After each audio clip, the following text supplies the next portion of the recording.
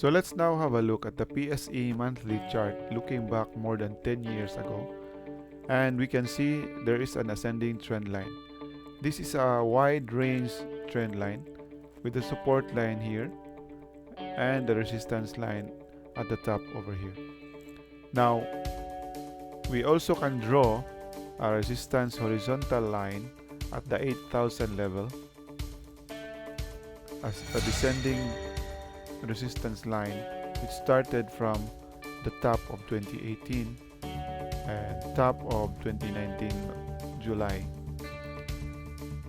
So what can we see from the overall picture? We can see that this support line coming from the long-term trend line, ascending trend line, has been a support. It's been tested in 2013, 2016 and 2018.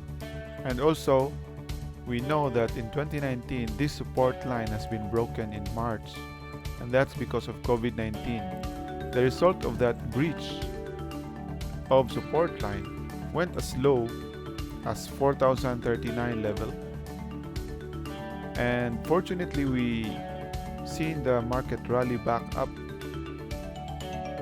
from April to December, and it reached back up again at the 7,300 level. That's very good to see. However, at this point, since this support line has been broken, it used to be a support line, so now it's going to be a resistance line, giving a downward pressure for the January and to the short-term, middle-term market. The second resistance line you will see is this descending resistance line, which is also about to be tested by the market, and this is around probably 7,400 to 7,500 level. So that's another downward pressure, and once this downward pressure is reached, we can expect to see another pressure at the 8,000 level. So that's what the market is telling us. Market is telling us to expect some volatility in the short to middle term because of the several resistance lines that is being tested by the market.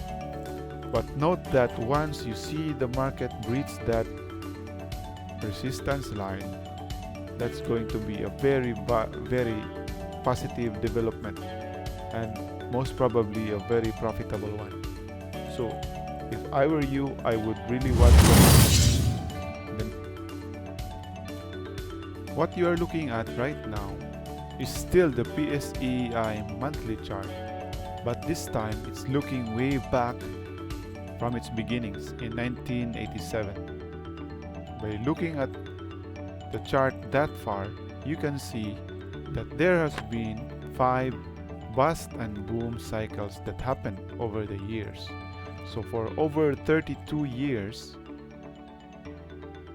the market has been moving in cycles, and there has been major cycles.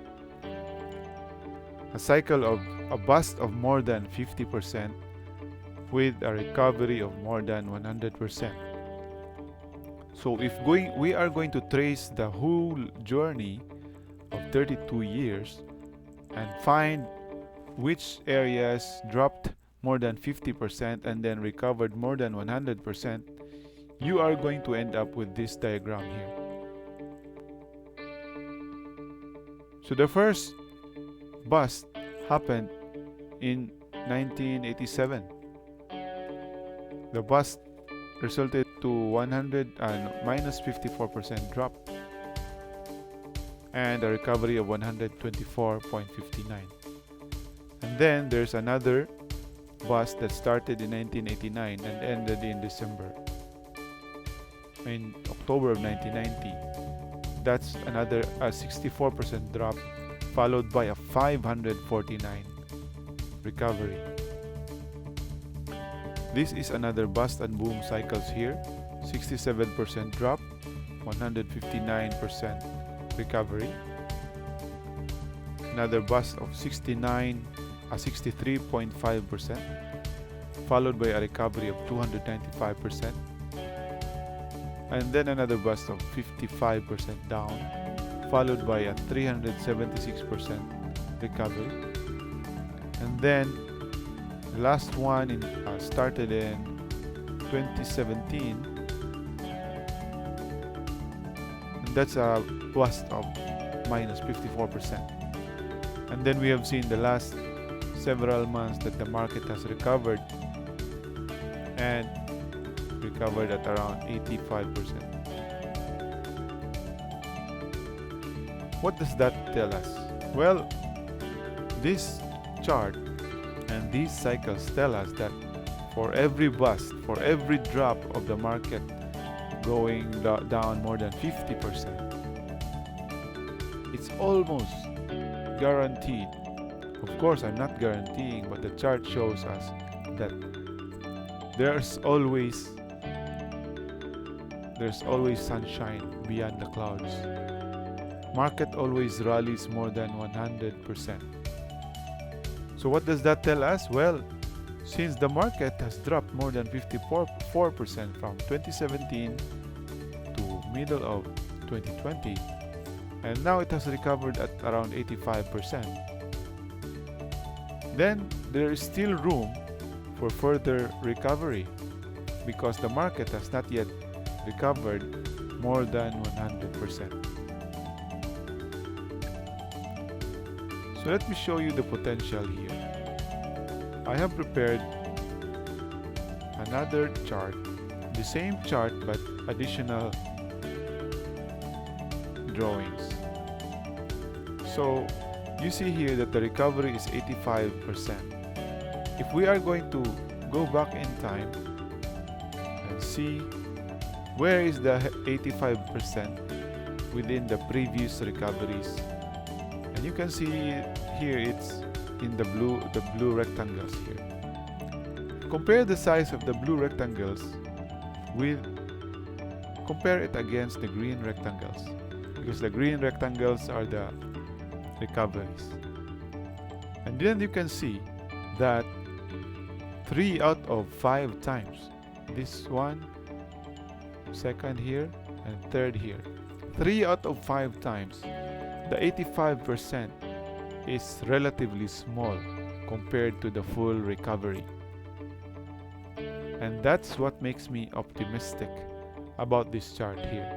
If 85% is still lower than the full recovery, then there is still room to profit in the market in the near future.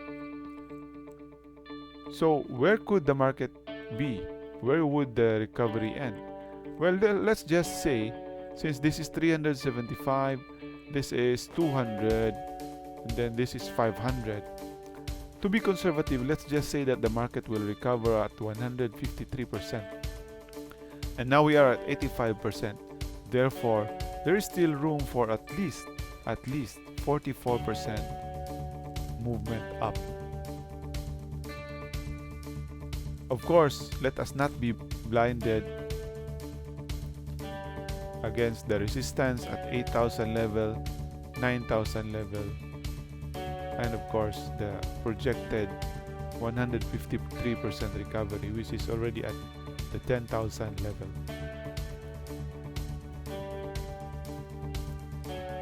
So those cycles somehow is trying to tell us something about the future.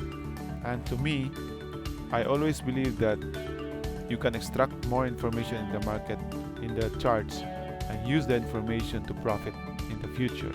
I have proven that so many times, and this time I'm also going to use this information to be ready whenever the market moves going up. The third thing I want to point out today is about volumes. We are looking at the same PSEI monthly chart, but then we are going to include the volume at the bottom as the indicator. Why is this interesting?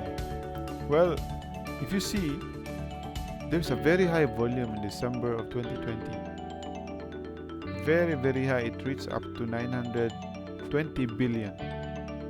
That's a volume never been seen before. Before this happened, you will see that the volumes only peak at less than 300 billion, 279 billion in 2014, in 1999, around the same area, 262 billion. And then there are some days, some months at 200 billion. So this is a very significant development right here. And to me, that's a very bullish indicator.